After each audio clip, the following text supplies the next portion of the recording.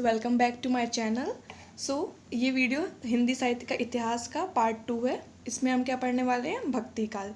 इसके पहले वाली वीडियो में हमने आदिकाल पढ़ा था, तो अगर आपने वो वीडियो नहीं देखा है तो देख लीजिए और चैनल को सब्सक्राइब कर दीजिए ताकि आगे की वीडियो के नोटिफिकेशन आपको मिल जाए। और वीडियो अच्छा लगे तो उसको लाइक कर दीजिएगा। चलिए वीडियो शुरू करते हैं। भक्ति काल को हिंदी साहित्य का स्वर्ण युग कहा जाता है। भक्ति काल को पूर्व मध्यकाल भी कहा जाता है। भक्ति काल का समय 1375 से 1700 तक है। वैसे मैं पहले भी बता चुकी हूँ कि 1375 से 1700 भक्ति काल का समय है।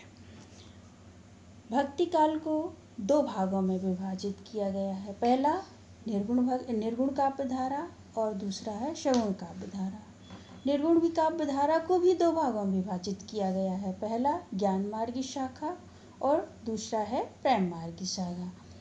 और सगुण काव्य धारा को भी दो भागों में विभाजित किया गया है। पहला राम भक्ति शाखा और दूसरा है कृष्ण भक्ति शाखा।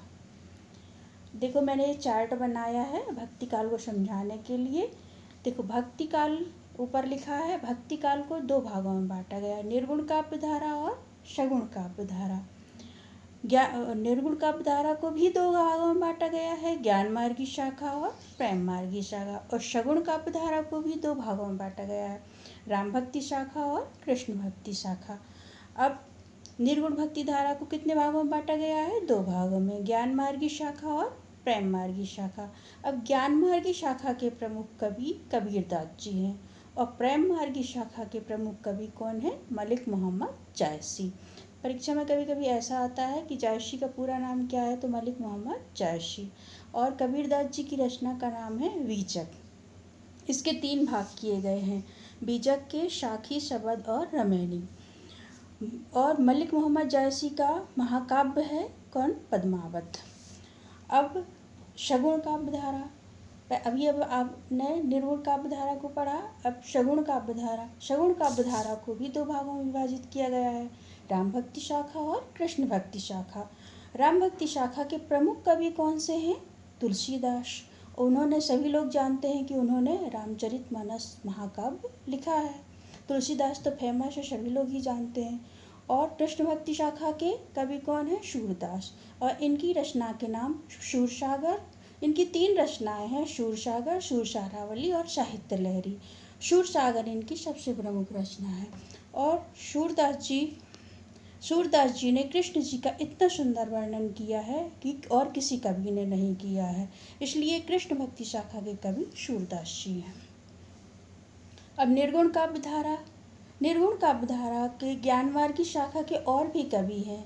कबीरदास जी तो प्रमुख कवि हैं, इसके अलावा दादू दयाल, गुरु नानक, रैदास, सुंदरदास, रज्जब आदि। प्रेम मार्गी शाखा के और भी कवि हैं। जायसी तो प्रमुख कवि हैं ही हैं, उसके बाद कुतुबन, मंझन, आलम, उस्मान, शेख रहीम, नशीब आदि। अब सगुण काव्य धारा के भी और कवि हैं। सबसे प्रमुख कवि तो तुलसीदास हैं और उनके अलावा अग्रदास और नाभादास आदि हैं। कृष्ण भक्ति शाखा के प्रमुख कवि कौन से हैं? सूरदास। और उनके अलावा रसखान और मीराबाई भी हैं। अब निर्गुण काव्य धारा और सगुण काव्य धारा में क्या अंतर है? निर्गुण काव्य धारा, इसमें निराकार ब्रह्म की उपासना की है। इनका निराकार ब्रह्म मतलब उनका कोई आकार नहीं होता, इसलिए उनके निराकार ब्रह्म की उपासना की है, तो उनको निर्गुण काव्य धारा कहा जाता। सगुण काव्य धारा, इसमें साकार रूप का राम और कृष्ण के रूप का वर्णन किया गया है। इसमें कवियों ने, निर्गुण काव्य धारा, दूसरा इसका पॉइंट है, इसमें कवियों ने जाति पाति रूढ़ियों का विरोध किया है। मतलब उस जाति पाति को नहीं माना और जो पुरानी रूढ़ियों का विरोध किया है। और समाज सुधार पर बल दिया, मतलब समाज सुधार की भावना पर उन्होंने बल दिया है। और इसमें कवियों ने, सगुण काव्य धारा में, इसमें कवियों ने राम और कृष्ण के लोक रंजक रूप का वर्णन किया गया है। तीसरा है, इसमें रहस्यवाद एवं मसनवी शैली को अपनाया है। और इसमें समन्वय और सौंदर्य शैली का अंकन किया गया है। अब भक्ति काल की अगला टॉपिक है भक्ति काल की विशेषताएं। पहला है ईश्वर भक्ति। भक्ति काल की विशेषता, इसमें ईश्वर की भक्ति को बताया गया है। दूसरा है गुरु महिमा। इसमें गुरु की महिमा बताई है, क्योंकि गुरु ही सबसे बढ़कर होता है। गुरु, जैसे एक दोहा भी है, गुरु गोविंद दो खड़े काके लागू पाँव, बलिहारी गुरु आपकी गोविंद दियो बता। मतलब इसमें गुरु को महत्व बताया है, गुरु को भगवान से भी श्रेष्ठ बताया है। तीसरा है सादा जीवन। मतलब इस काल के जो कवि थे, सादा जीवन, उच्च विचार की भावना रखते थे। मतलब उनका जीवन सीधा सादा रहता था और विचार उनके उच्च रहते थे। चौथा है समन्वय की भावना। मतलब इसमें समन्वय मतलब मिलजुल कर रहने की भावना को बताया है। राजाश्रय से मुक्ति।